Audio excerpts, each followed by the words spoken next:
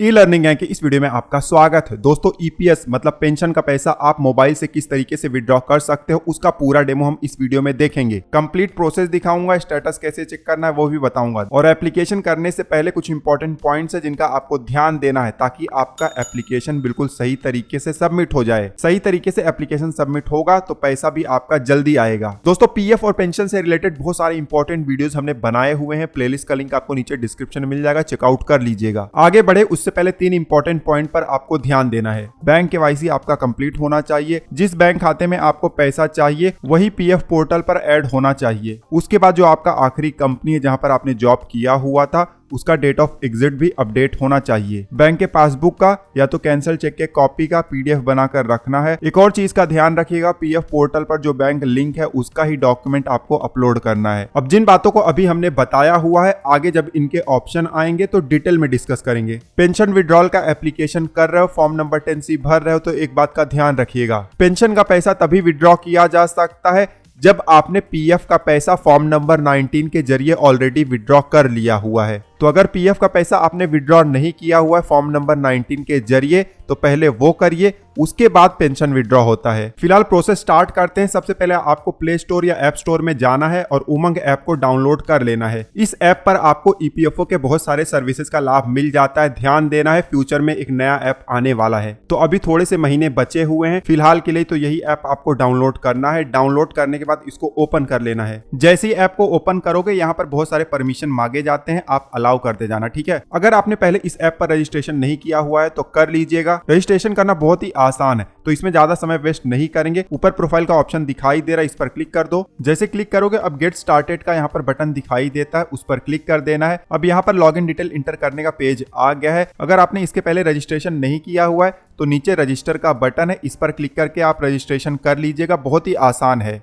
Registration के page पर आपको मोबाइल नंबर इंटर करना है, अपना स्टेट सेलेक्ट करना है, उसके बाद आई एग्री का चेक बॉक्स है, इस पर क्लिक करके नीचे रजिस्टर का बटन है, इस पर क्लिक कर देना है। फिर आपको ओटीपी वगैरह आ जाएगा, आप इंटर करके रजिस्ट्रेशन कर लीजिएगा। हमने ऑलरेडी किया हुआ है, बहुत ही आसान प्रोसेस है। एक बार रजिस्ट्रेशन हो जाए तब आपको लॉगिन करना है। लॉगिन करने के लिए फिर से आपको मोबाइल नंबर इंटर करना है, उसके बाद एमपिन का इस्तेमाल कर सकते हो या तो ओटीपी का। हम यहाँ पर ओटीपी का इस्तेमाल करने वाले हैं तो ओटीपी हमारे मोबाइल नंबर पर आ जाएगा, उसको इंटर करके वेरीफाई कर देंगे। अब हमारा लॉगिन हो गया है। लॉगिन जब आप कर लो तो उमंग ऐप में ऊपर सर्च बार है, इस पर क्लिक करो, इसमें ईपीएफओ टाइप कर दो। अब ईपीएफओ का ऑप्शन आ जाता है, सिलेक्ट करोगे तो यहाँ पर ईपीएफओ से रिलेटेड बहुत सारे सर्विसेज का ऑप्शन आपको दिखाई दे जाता है। जल्द ही ईपीएफओ 3.0 लॉन्च होगा, नया ऐप आ जाएगा तो ये सारे सर्विसेज आपको ईपीएफओ के ऐप में दिखाई देंगे। अब डेडलाइन जून 2025 का दिया गया है गवर्नमेंट की तरफ से। अब देखते हैं कि क्या होता है। फिलहाल करंटली जो प्रोसेस है वो देख लेते हैं। थोड़ा सा नीचे आएंगे तो यहाँ पर रेज क्लेम का ऑप्शन आपको दिखाई दे जाता है, इस पर क्लिक कर दो।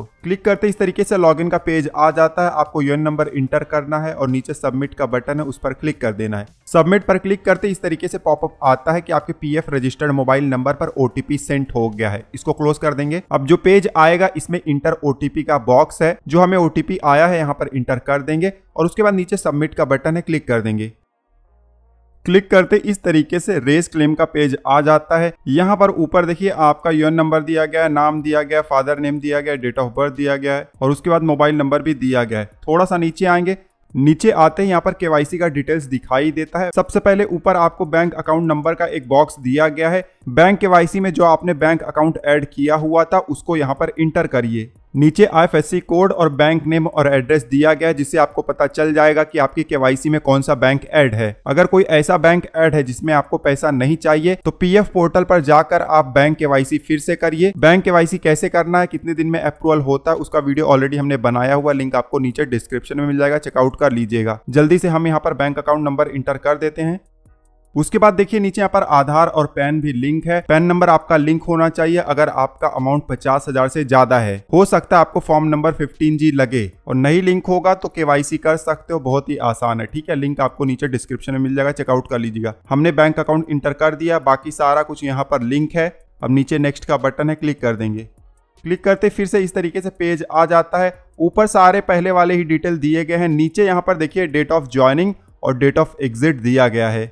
थोड़ा सा नीचे आएंगे, यहाँ पर अब आपको सर्विस डिटेल दिखाई दे रहा है। मेंबर आईडी सेलेक्ट करने का ऑप्शन है, लेकिन ध्यान दीजिएगा जो आपका लास्ट कंपनी है वो ऑटोमेटिकली सिलेक्टेड होगा। अब कुछ इंपॉर्टेंट पॉइंट है जिनका ध्यान देना है। जो आपका ईपीएस है उसका डेट ऑफ ज्वाइनिंग और जो ईपीएस है उसका डेट ऑफ एग्जिट अपडेट होना चाहिए और इन दोनों के बीच में कम से कम 6 महीने का गैप होना चाहिए, मतलब आपका 6 कंट्रीब्यूशन ईपीएस में हुआ होना चाहिए। अब कुछ लोग सोचेंगे स्क्रीन पर जो हमें दिखाई दे रहा है उसमें तो सिर्फ 6 दिन हुआ है, तो ध्यान देना हमारा ये डेमो अकाउंट है, सिर्फ वीडियो बनाने के पर्पज से हम यहाँ पर बता रहे हैं, लेकिन जो कंडीशन मैंने आपको बताया है आपके केस में सेटिस्फाई होना चाहिए। मान लेते हैं हमारे केस में सब कुछ सही है, नीचे नेक्स्ट का बटन है इस पर क्लिक कर देंगे। नेक्स्ट पर क्लिक करते फिर से आपका नाम, फादर नेम सब कुछ दिखाई दे जाता है।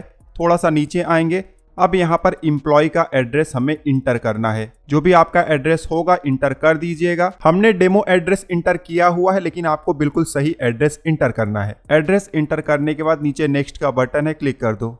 क्लिक करते फिर से मेंबर डिटेल हमें दिखाई दे जाता है। फिर से थोड़ा नीचे जाएंगे, अब क्लेम फॉर्म हमें यहाँ पर दिखाई दे रहा है। 2 क्लेम फॉर्म टाइप का यहाँ पर डिस्क्रिप्शन दिया गया है, फॉर्म 19 और फॉर्म 10C। नीचे ड्रॉप डाउन है, I want to apply for, drop down पर क्लिक करो और यहाँ से फॉर्म नंबर 10C सेलेक्ट कर लो। अब नीचे देखिए आपको बैंक का डिटेल अपलोड करने का ऑप्शन आ जाता है। पासबुक या कैंसल्ड चेक का PDF आपको अपलोड कर देना है। ध्यान देना, फिर से बताना चाहूंगा, आपका नाम, IFSC code, bank account number clearly दिखना चाहिए। हमने डेमो चेक का PDF फाइल अटैच कर दिया हुआ है। डॉक्यूमेंट जब अपलोड हो जाए तो आपको स्क्रॉल करके नीचे चले आना है। उसके बाद ध्यान दीजिएगा, कई लोग सवाल पूछते हैं कि पेंशन में भी फॉर्म नंबर 15G आपको अपलोड करना है या नहीं, तो नहीं करना होता है, सिर्फ PF में करना होता है। ठीक है, यहाँ पर आपको कंसेंट दिखाई देता है, 2 चेकबॉक्स दिए गए हैं, दोनों पर आपको क्लिक कर देना है। क्लिक करते ही अब नीचे आपको गेट आधार OTP का ऑप्शन इनेबल दिखाई दे जाता है, इस पर हमें क्लिक कर देना है। जब क्लिक करेंगे तो अब हमें इस तरीके से पॉपअप आ जाएगा कि OTP सेंड कर दिया गया है आपके आधार रजिस्टर्ड मोबाइल नंबर पर। क्लोज पर क्लिक कर देंगे। जैसे ही क्लोज पर क्लिक करेंगे अब इस तरीके से नया पॉपअप आ जाता है। आधार OTP इंटर करने का ऑप्शन हमें यहाँ पर दिखाई देता है। जो OTP आया होगा जल्दी से यहाँ पर इंटर कर देना है और इंटर करने के बाद सबमिट का बटन है, इस पर क्लिक कर देना है और क्लिक करते ही आपका पेंशन का एप्लीकेशन सबमिट हो जाता है। बहुत ही आसान प्रोसेस था। अब सबमिट करने के बाद स्टेटस कैसे चेक करना है जल्दी से वो भी जान लेते हैं।